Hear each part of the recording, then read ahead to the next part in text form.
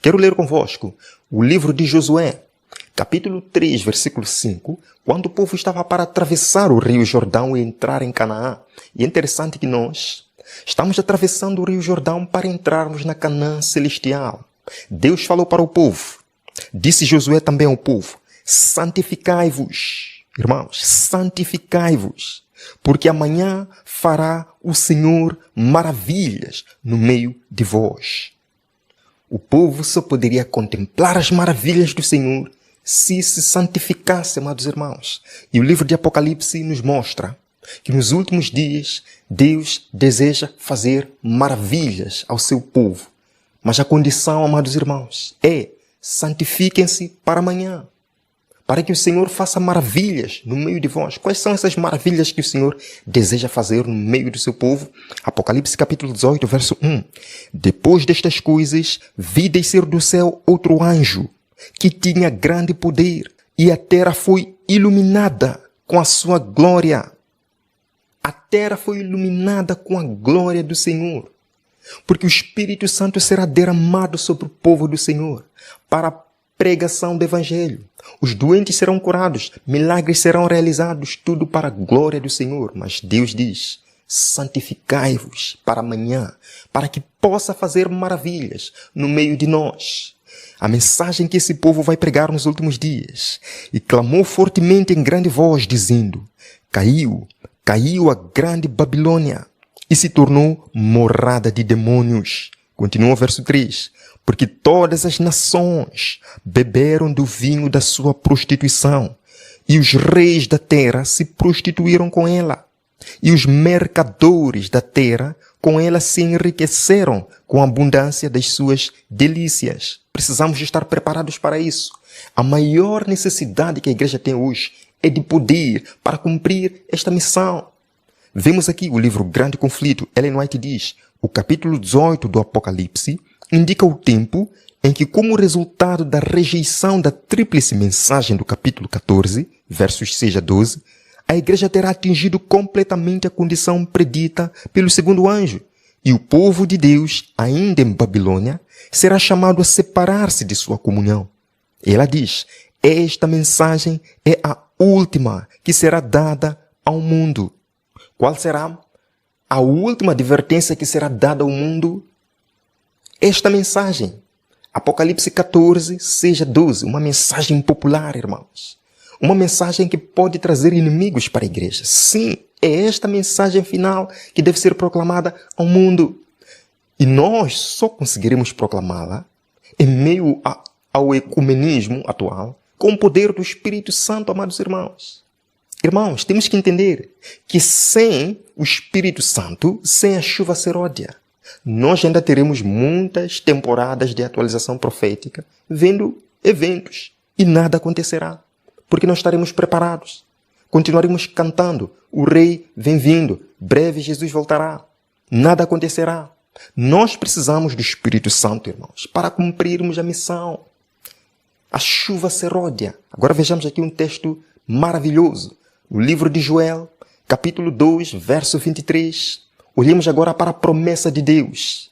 Santificai-vos, preparai-vos, porque amanhã o Senhor fará maravilhas. Deus tem maravilhas para o seu povo. Deus tem maravilhas para o seu povo, amados irmãos. Mas nós precisamos fazer nossa parte. Vemos aqui, Joel 2, verso 23. E vós, filhos de Sião, regozijai-vos e alegrai-vos no Senhor, vosso Deus, porque Ele vos dará ensinador de justiça e fará descer a chuva, a temporã e a seródia no primeiro mês. O que Deus fará para o seu povo? Fará descer a chuva, temporã e a seródia. O que é chuva temporã, amados irmãos? Eram as primeiras chuvas e encerravam o tempo da seca. Qual era o objetivo da chuva temporã? Preparava o solo para a semeadura, para a sementeira, amados irmãos. Agora, chuva seródia acontecia depois da chuva temporã e quase no final da estação das chuvas. Qual era o objetivo da chuva seródia? Amadurecer os grãos e preparar a colheita. Agora, que prova nós temos de que as chuvas descritas no verso representam o Espírito Santo que será derramado sobre o povo de Deus para cumprir a missão? Sim, amados irmãos, esta não é uma invenção do espírito de profecia de Ellen White, não. A Bíblia fala disso. Isaías 44, verso 3, leia comigo. Porque derramarei água sobre o sedento e rios sobre a terra seca. Derramarei o meu espírito. Percebem? Deus primeiro diz que derramará água sobre a terra seca. E ele diz, derramarei o meu espírito sobre a tua posteridade. Então, meus irmãos, as chuvas, a água, é o Espírito Santo, sim. Lemos aqui no livro A Fé pela qual eu vivo. Ellen White diz, o Senhor utiliza esses elementos da natureza para representar a obra do Espírito Santo. No livro de Atos, no episódio sobre o Pentecostes, os discípulos de Cristo receberam a chuva temporã. Para que servia a chuva temporã? Falamos há bocado. Para preparar o solo. Preparar o solo, amados irmãos. Eles pregaram o Evangelho. A Bíblia diz que só pela pregação de Pedro, 3.000 almas foram batizadas e milhares nos dias seguintes. Mas a Bíblia nos diz, amados irmãos, que nos últimos dias Deus derramará a chuva seródia para completar a missão, para amadurecer os grãos. Amados irmãos, vemos aqui o livro Atos dos Apóstolos, de Ellen White, página 55. Ao avizinhar-se o fim da ceifa na terra, uma especial concessão de graça espiritual é prometida, a fim de preparar a igreja para a vinda do Filho do Homem. Amém? Que promessa maravilhosa, amados irmãos. E diz aqui, esse derramamento do Espírito é comparado com a queda da chuva seródia para amadurecer os grãos. Irmãos, nós não vamos conseguir ir a todas as partes do mundo pregar, caiu, Babilônia, sai dela, povo meu. Sem o Espírito Santo, nós não vamos conseguir cumprir essa obra. Precisamos da chuva seródia. Vemos aqui, Ellen White diz, sem a chuva seródia, para encher a espiga e amadurecer o grão, a colheita não estará pronta para a ceifa, e o trabalho do semeador terá sido em vão. Está aí, irmãos. Vamos continuar neste mundo. Vamos continuar sofrendo, porque a colheita não estará madura, sem a chuva seródia. Então, qual é a maior necessidade da igreja hoje, irmãos? É a chuva seródia. Só assim Cristo pode voltar. Só assim a colheita estará madura.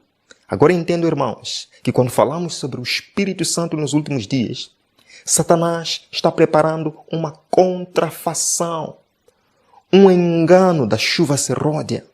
Vemos aqui na Bíblia, por exemplo, o livro de Apocalipse, capítulo 13. Fique comigo até o final, porque isso é muito importante. Apocalipse, capítulo 13, começando dos versos 12.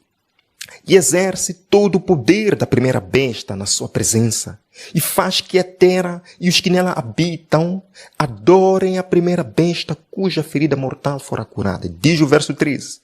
E faz grandes sinais, de maneira que até fogo faz descer do céu à terra à vista dos homens. É a segunda besta, que representa os Estados Unidos e também o protestantismo americano apostatado. Diz aqui que faz grandes sinais, de maneira que até fogo faz descer a terra. É uma representação, irmãos, do Espírito Santo.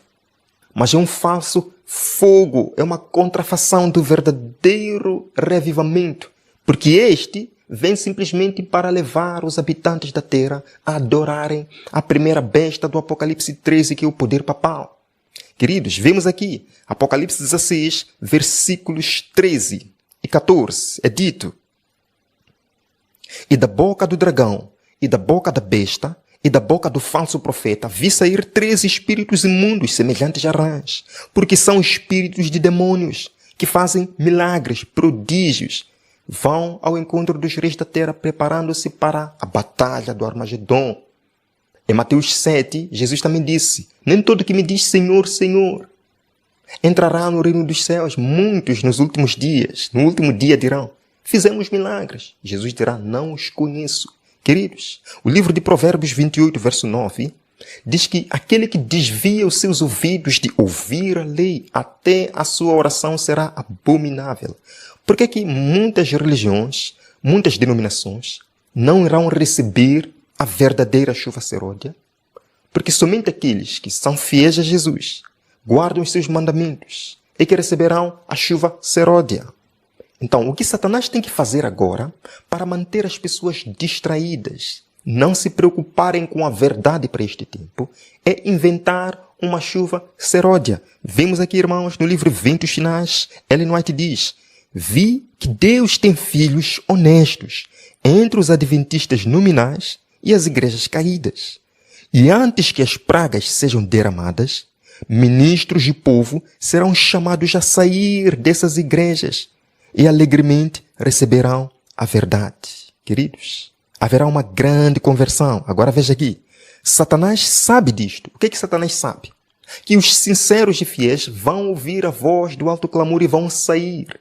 Satanás sabe disto e diz: e antes que o alto clamor da terceira mensagem seja ouvido, ele suscitará um despertamento nessas corporações religiosas, a fim de que os que rejeitaram a verdade pensem que Deus está com eles. Eventos Finais, página 137. É triste isso, irmãos. Tenho me deparado com alguns amigos que dizem: não, nós não precisamos guardar os mandamentos, não precisamos seguir essas coisas.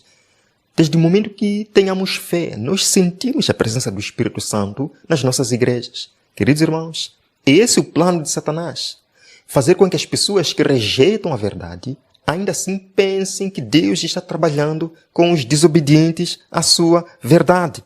Vemos aqui: o Senhor revelou-me que haviam de ter lugar antes da terminação da graça. O que aconteceria? Revelar-se-á tudo quanto é estranho. Haverá gritos com tambores, música e dança. As forças das instrumentalidades satânicas misturam-se com alarido e barulho para ter um carnaval. E isto é chamado de operação do Espírito Santo. É isso, irmãos? É isso que está acontecendo no mundo religioso hoje. As pessoas não estão mais preocupadas com a verdade. Elas estão preocupadas em sentir alguma coisa, sentir o Espírito Santo. Mas a Bíblia diz que o Espírito Santo viria para nos fazer lembrar das coisas que Jesus falou. Viria para nos guiar a toda a verdade, não para nos fazer dançar, amados irmãos. Essa é uma contrafação do inimigo. Lemos aqui: o inimigo de Deus deseja atrapalhar esta obra, ou seja, o verdadeiro derramamento da chuva seródia. E antes do tempo, para que tal movimento venha, ele se esforçará para impedi-lo, introduzindo o quê? Uma contrafação. Naquelas igrejas que ele puder trazer sob seu enganoso poder, fará parecer que as bênçãos especiais de Deus foram derramadas. Será manifestado o que é considerado ser um grande interesse religioso. Multidões exultarão pensando que Deus esteja operando maravilhosamente por eles, quando a obra é daquele outro espírito. Triste, amados irmãos. Muitas pessoas estão sendo enganadas lá fora, pensando que estão sendo guiadas pelo Espírito Santo, quando a obra é de outro espírito. Essas pessoas precisam da ajuda. Irmãos, precisam ser ajudadas, serem reveladas. E só o Espírito Santo vai nos ajudar a cumprir essa missão, amados irmãos.